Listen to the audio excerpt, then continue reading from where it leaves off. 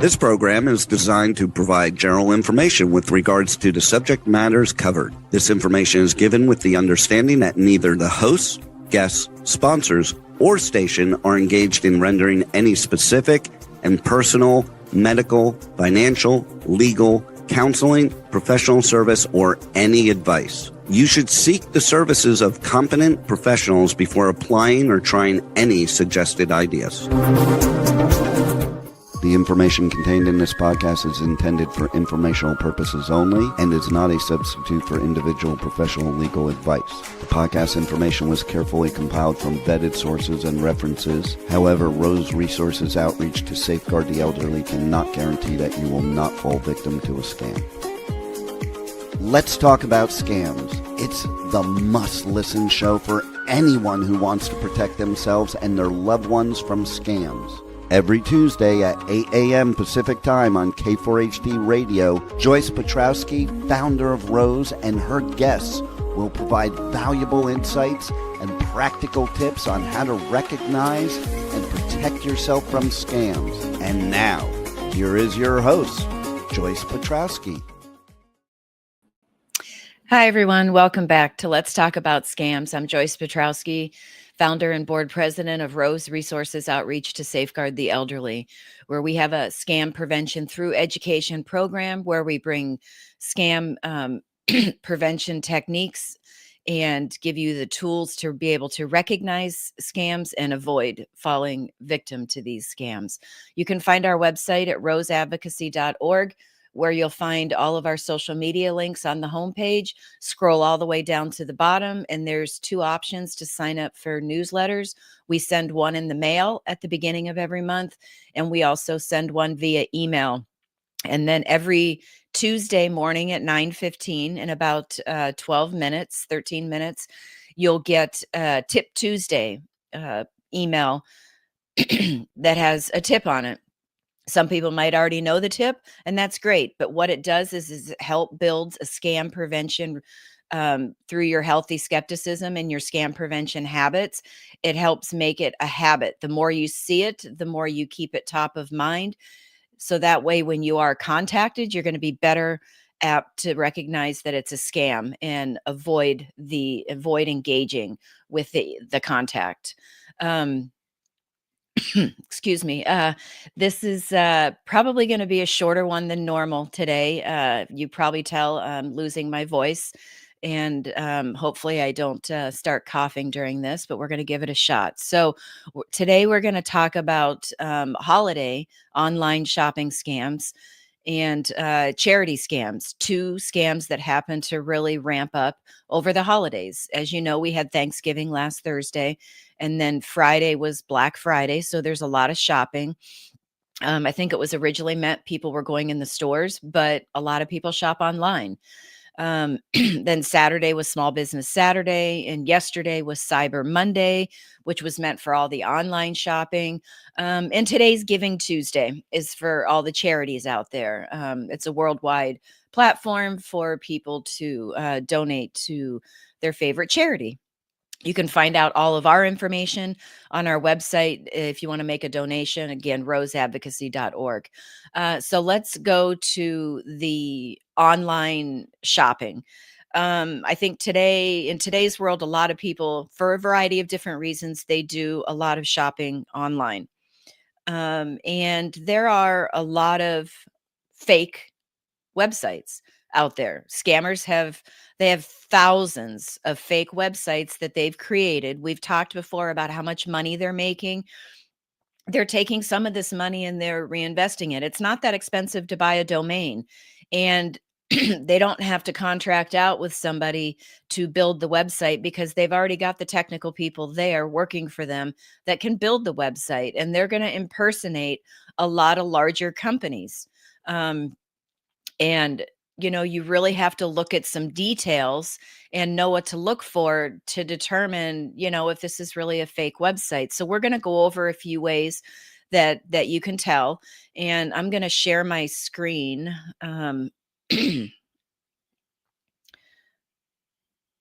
Hold on one second. It's been a while since I've done this. Here we go. Nope, that's not it. Share screen. There we go. Entire screen. All right. So I am sharing the screen. So what we're going to do first is I went in and I typed in list of fake um, online uh, websites for online shopping. And ExpressVPN, this just happens to be the company that I have a subscription to that I for their VPN services, which is virtual private network. And they did this article. Um, let's see, they did it. It says back in 2023, but it's been updated because they've updated it with list of scam websites in 2025. So they've gone through, they kind of give you some um what are scam websites, right? They're there for deception and impersonations. They want to solicit personal information. They want to exploit your finances.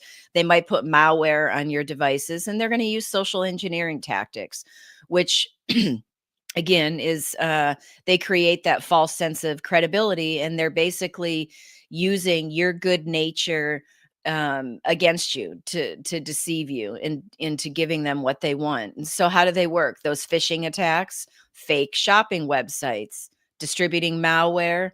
They could have fake profiles on social medias. They'll even do search engine ads, and they have bots that will flood the comment sections with links to fake sites. I actually see some of those comments on our mostly on our Facebook is where I see them. And people will put in the comments about, well, I was victimized here and I went to this person on this website and they really helped me. And it's a bot doing it and they're just taking you to a fake site. I tried to delete those as much as I can when I do see them. Um, so they're going to list here 10 different types of scam websites. Again, phishing websites, fake shopping, malware distribution websites, tech support scams, all different. We're going to get into charity scams, selling fake tickets. They're going to clone legitimate websites. And so they actually came up with a list here. Um, and this one basically said, here's a list of the top suspected fake websites to avoid this Black Friday and Cyber Monday. But they're still good to look at, even though those 2 days are over with. And actually, I've gotten emails this morning that some companies have extended their Cyber Monday sales through today. But these are some ones that they've listed that are fake. They're malicious sites. And you could go through here and look at all these different ones. They're going to tell you why. They have a low rating, poor customer service. They don't have a lot of contact information, um, new websites, bargain basement prices, that too good to be true thing. Here's one impersonating Tiffany. It's not the official Tiffany and Company websites.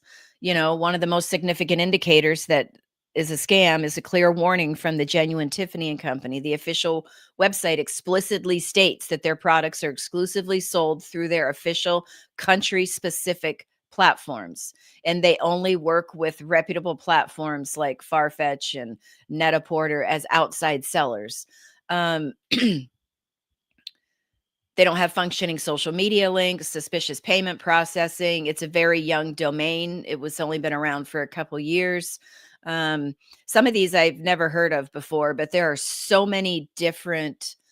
If you just go to do like a Google search for a specific product, there are so many different online shopping sites that come up. And, they might actually have a legitimate picture from the legitimate website, because sometimes those are easy enough to copy and then paste on the fake website. Here's one, myfaceboxer.com, and I'm sure there is a legitimate websites that sells boxers and socks and stuff like that. I've seen a lot of them recently where you can get your, like, on pajamas, your pet's picture and stuff like that.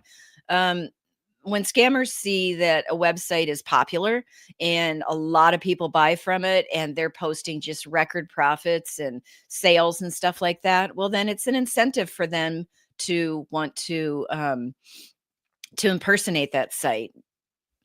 So you can go down through a bunch of these, but what I wanted to do was, so here's Bed Bath and Beyond, and they have Bed Bath Close, and close as CLOSE versus with store closing, right? And I believe now all the stores might actually be closed. I'm not sure if they actually do anything online with Bed Bath and Beyond, but you could put this without the parentheses here. You could just do bedbathclothes.com, and I'm going to search it and I'm going to say, is Bed Bath clothes.com a legitimate website? And I'm going to just see what comes up. Immediately it comes up as a scam website that impersonates Bed Bath and Beyond. So you can do this with any website, right? But you want to make sure you put is or something in front of it, because if you just go to type bedbathclothes.com in your search bar, it's going to, if you don't have any antivirus or anti-malware on your device, it might actually take you to that website, and then you might get some malware or a virus on your device, which, again, another reason why you should always have a strong antivirus, anti-malware on all your devices, especially your phone, because it is a mobile computer and we do a lot of online shopping on our phones. Not sure if you can use your current subscription. Just call the company or log in through their official website into your account and see if you have an extra device that's not being used on there. So that's one way you could go in. Another way you could do it is I got to find the URL void. And I did a segment on this probably in the summer sometime, I think, and showing you how to go in and look at things. So you put the website here, bedbathclothes.com, scan website, and it's going to come up and it's going to say detection counts, 6 out of 41 places had detections. It's only been around for a year. Server location is in the Netherlands. So you come down here and all of these first 6 here, Bitdefender is a popular one, have detected that it is. So I'm going to hit that it's a bad site. So I'm going to hit view more details. Stop. This website is not safe. It's classified as phishing, contains malware that may harm your computer, pretends to be, this a variety of different reasons. It could host an escrow scam. It could pretend to be a financial institution. They highlighted this one here that it was phishing. But these are some other things that fake websites could be doing. So that was really quick, being able to tell on that one. You can go into these other ones for more detail, and sometimes you're going to have a lot of technical details that you really have to understand what it is that they're talking about, but you could always look it up. Let's see. This is an article from Forbes that came up, and it was written on June 11th about do not shop on any website that's on this list. And so they have the list of brands being impersonated is extensive. Look at all these: Amazon, Costco, Bath and Body Works, Nordstrom, Saks Fifth Avenue, Lowe's, LL Bean, Tommy Bahama, Rolex, Brooks Running, Birkenstock, Crocs, Skechers, Total Wine. All of these are big companies that most of them look to be global companies, or at least sell all throughout the United States. But you can just look at all of these companies and GE Appliances, right? I mean, trying to look at some other ones that I might be able to. Ravensburger Puzzles, nurseries, shoes, golf, just about anything, yoga, beauty products, food, wine, Instacart, a whole Duluth Trading, auto parts, Party, Dollar General, a whole bunch of different ones. And they actually come down here and they're going to give you all these different domains. So like Amazon, and I usually always use Amazon as an example. Just about everybody has an Amazon account, whether you use it or not. So scammers know they have a lot more likelihood of getting more people to engage with their contact, whether it's phishing, whether it's um, or not, email, text message, phone call. They have a better chance of getting you to. There we go. Getting you to engage with their contact, because your mind is reading Amazon and you see Amazon here, but you're not necessarily paying attention to the my and the box in this line. So this my Amazon box news, what I'm going to do is I'm just going to do this and I'm going to copy it and I'm going to go back in to a search bar and go is, and then you could type it in. I'm just going to paste it, but I'm going to want to get rid of these parentheses here. You could say, is it a legitimate or a fake website, a good website, whatever you want to say. Or you could actually, type is and then put it in the myamazonbox.news, a scam website or a fraud. You can add the word scam or fraud to whatever it is you're searching and see what comes up. So it's like, it is not a legitimate website. It has one of the lowest trust scores. Okay. Scam detector. You can get on there and look at reviews, scam advisor, scam void, Better Business Bureau. There's a bunch of different things you can look, but you can do that with any of them. But again, I'm going to go into, where's it at here? This URL void, and I'm going to put it in here and get rid of these parentheses. Oops. And I'm going to scan the website. And it's going to come up and say, again, 6 of 41 have detections. They registered their domain 9 months ago. 9 months ago. Now, I actually, before this show, put in Amazon.com. And it came up and showed that their domain was registered 32 years ago. That sounds more like the accurate Amazon account, not one that was just registered 9 months ago. So you can get in and look at, again, all of these have detected. Let's go into Bitdefender and, stop. This website is not safe. There it is, classified as phishing. So there's a bunch of different information you can get, but see, that's the Forbes. You go down, there's some Costco websites, Nordstrom. These are ones that are already known out there. Excuse me. So when you go to do your online shopping, if you know the legitimate website that you want to go to, then go to that legitimate website. You already know what it is. But if you're just searching, so if I'm just searching for, let's see, they had Nordstrom. I'm just going to see Nordstrom store, right? That's the Copilot. That's the AI search. I was actually looking for something that would say sponsored on there.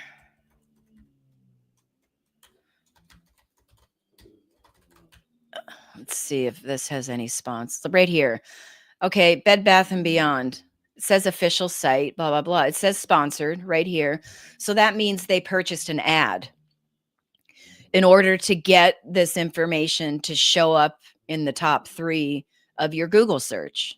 Because a lot of people are just going to go down through the first maybe 3 or 5 options. So a lot of people just might pick the first option. And this very well could be the official site. but scammers will buy ads on Google as well to get their fake impersonation website to come up in the top 3 as well. So, let's say something like Cyber Monday extended up to 70% off. Okay, well, you don't necessarily need to click on that. You can scroll down. And again, Copilot search is the AI search, the artificial intelligence. But you can go down and I was actually looking for right here. It has bedbathandbeyond.com, and it's got some locations that are closed.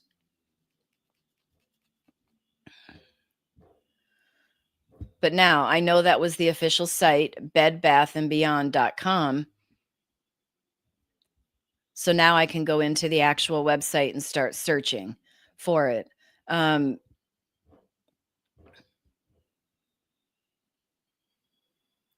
Let's go back to, let's see here. Saks Fifth Avenue. Here's a few. Dollar General. Look at this Dollar General one, dollargeneral.com. But then look at how they added an AI. They took the L out. Okay. And I actually read that as Dollar General AI. See, my mind was already thinking Dollar General, and I thought they added an AI at the end. But really, they took the L off and they put a lowercase I in there instead of the lowercase L. And see, it caught my mind. I saw Dollar General and then AI. So your mind can play tricks on you. So you can write down all of the characters in that domain and then look at each individual character. Some people have said they like to write it down backwards and then read the characters backwards, and then they can actually piece together if it makes sense or not. Some of these I've not heard of. This is a UK site. This is a German department store. Here's a whole bunch of Lowe's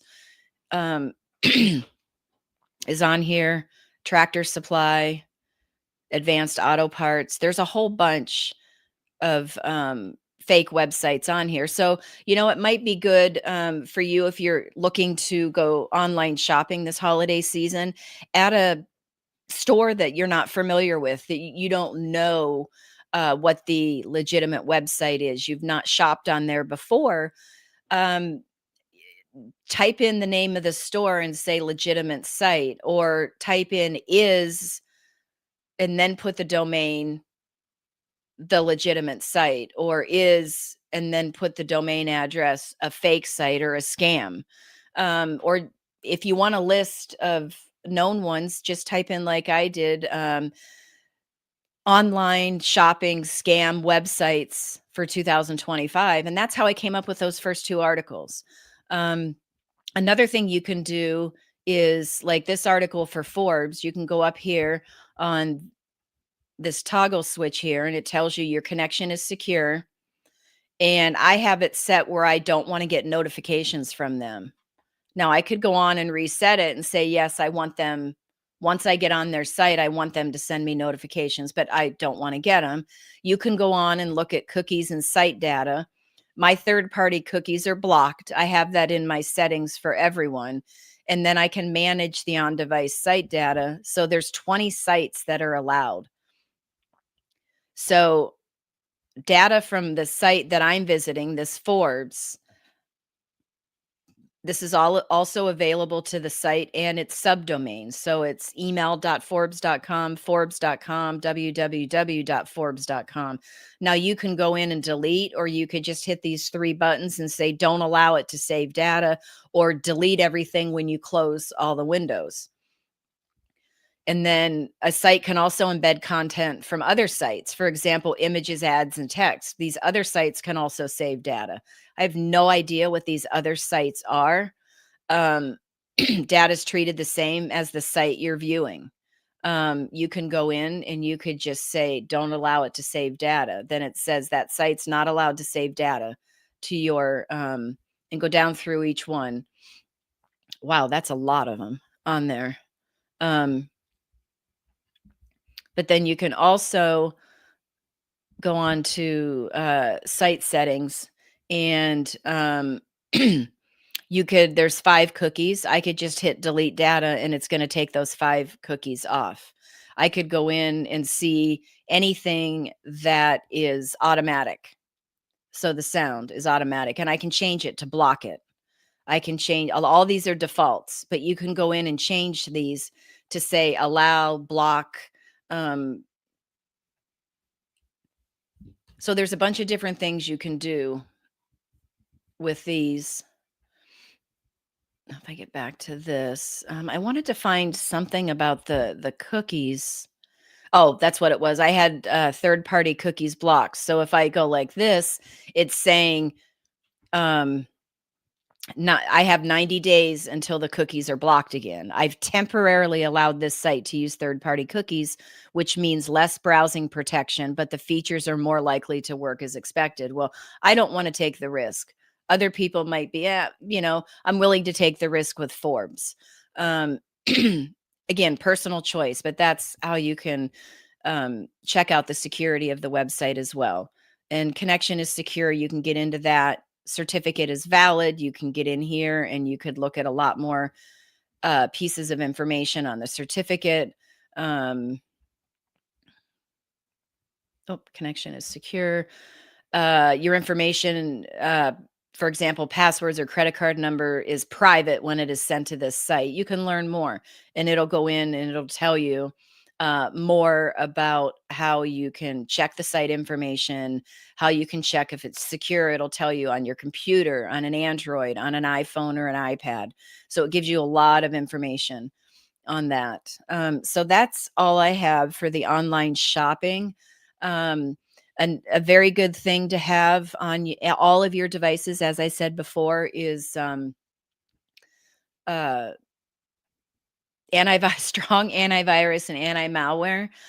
You might also want to look at whichever subscription you have or you're looking at getting, see if they have endpoint detection and response. This is an enhanced, it enhances your antivirus, anti-malware, because this endpoint detection and response is looking at the behavior of a website. So if it's a brand new malicious website and the threat's not known yet, then if it's behaving out of the ordinary, if it's behaving like a malicious site would, this endpoint detection and response, or EDR, is going to recognize it and say, hey, we don't think this is a good site. It's not behaving like it should and all that. And we suggest you don't go here because it could be a malicious site. So consider that. And as I said before, make sure you always have your antivirus, anti-malware on your cell phone as well, because it is a mobile computer. We do a lot of things on our phone, and we do a lot of online shopping on our phone. That's going to help you not get to these malicious sites as well. So the second part of what I want to talk about is charity scams. And we talk about this in our presentation. A lot of scammers come out of the woodwork at the end of the year, especially in December. They're out today because of Giving Tuesday. But they know a lot of people wait until the end of the year to do their charitable contributions. Maybe they want to see what their taxes are going to look like for that year, and they work through the stuff with their accountant in December, and it shows, well, if you make this much to charity, this is going to help you save this much in taxes. Or maybe they get their bonus at the end of the year and they use a portion of that to donate. A lot of different reasons. But anyways, scammers are out. They're impersonating legitimate charities, and they're also just making up fake charities, and they'll go as far as having fake websites and all of that. So no matter how you get contacted, even if it's from a charity that you are familiar with, that you've donated to before, you know how to make that donation. You know the charity's legitimate website. You can find all of their information on their website, how to mail a donation, how to make one on the website via credit card. Their phone number, if you wanted to call them and do a donation over the phone. But let's say it's one you're not familiar with. So there's a website called charitynavigator.org. And I'm going to use Rose as an example. And see, it has Giving Tuesday match activated. They're matching donations up to 70,000. I'm going to get out of that. And we talk about this in our presentation, that if you were to type the name of the charity in, like you were to type Rose, the way we have it listed on everything, look, nothing's coming up. Here we go. It comes up here, but it's not the same. Okay. But let's just say I continue and I type the way we have it. It's going to say no organizations found. And you're going to be like, what's going on? You know, well, that's because when we applied to the IRS, they did not like the periods, all the capital letters, the slash marks. So they took all the punctuation out. They made Rose how you would write the name, capital R, lowercase OSE, just like you would a name. This is something, support these top rated underfunding charities. You could just explore it if you're interested or not interested. I don't know how they determine what's charities that are underfunded or not. So I don't have any information on that. But as we say in our presentations, make sure you have the tax ID number for the charity. If the charity doesn't want to give you the tax ID number, then that's a red flag. If it's a public charity, they should give you the tax ID number. It could be that maybe they have a volunteer calling and the volunteer doesn't know it, but they can get it and they can call you back.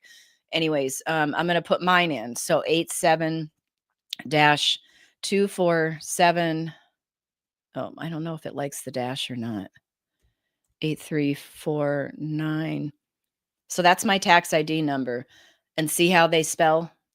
And if you notice, when I first started typing out the Rose R period, O period, S period, I got as far as Rose Resources and it came up with this. But again, it didn't look the same. So you might be looking and go, well, one of these is probably legitimate, but I don't know which one is legitimate. But if you put the tax ID number in, every charity has their own tax ID number. This is Rose's. So then I click here and it comes up and it gives you all this information. Profile managed by the nonprofit. It's a 501c3. This is our physical address. This is our website. This is our phone number. And that we received our IRS designation in 2021. It has our mission on here. And you can go directly to the website through there. So there's a lot of good information in Charity Navigator. You can also mark it as your favorite. Looks like I need to go in and put more details in here in order to get rated. I have it in GuideStar, which is Candid now. So I need to go in and put some more information in here, but it gives you culture and community is 100. Accountability and finance. Oh, that's why, because they're only looking at 990s. We filed a 990N the first year, and then the last 3 years we filed an EZ. That's weird because 1 year of electronically filed IRS form data. Okay. Anyways, I'll go in and put more information, but here you can see, and it tells you if you look under this information for the tax ID number, an EIN is a unique 9-digit number that identifies a business for tax purposes.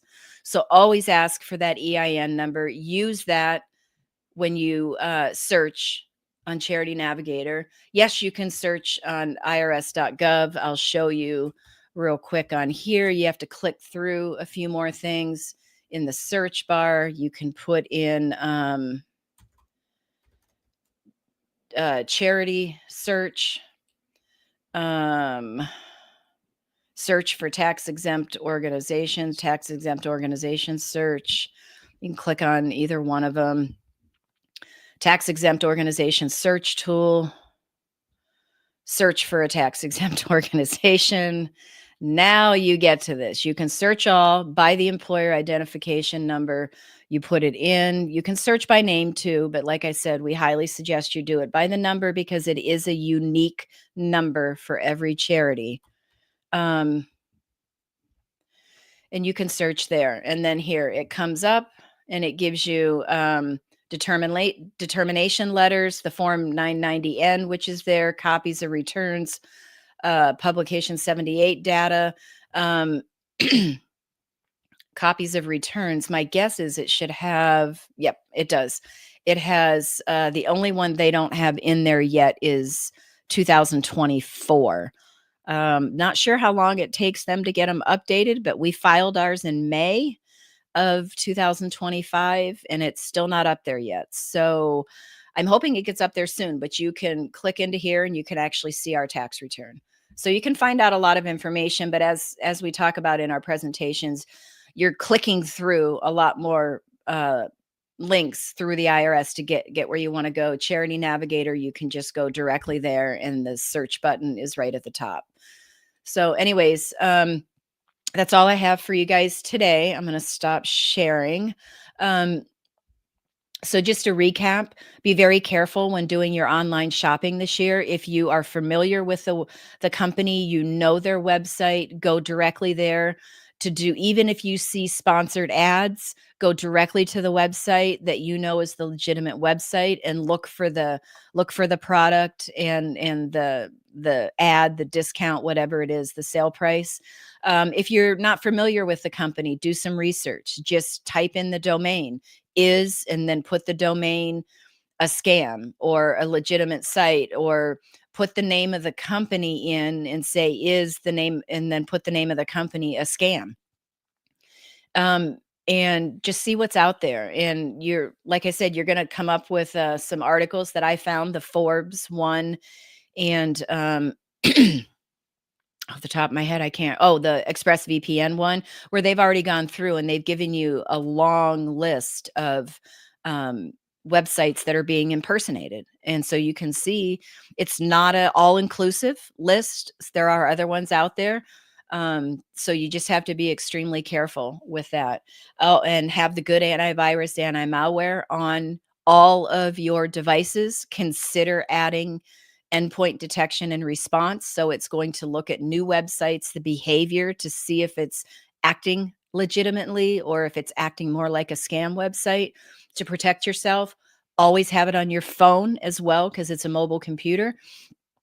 And charities, when you are getting ready to donate to a charity, if you are familiar with a charity, donate like you normally do.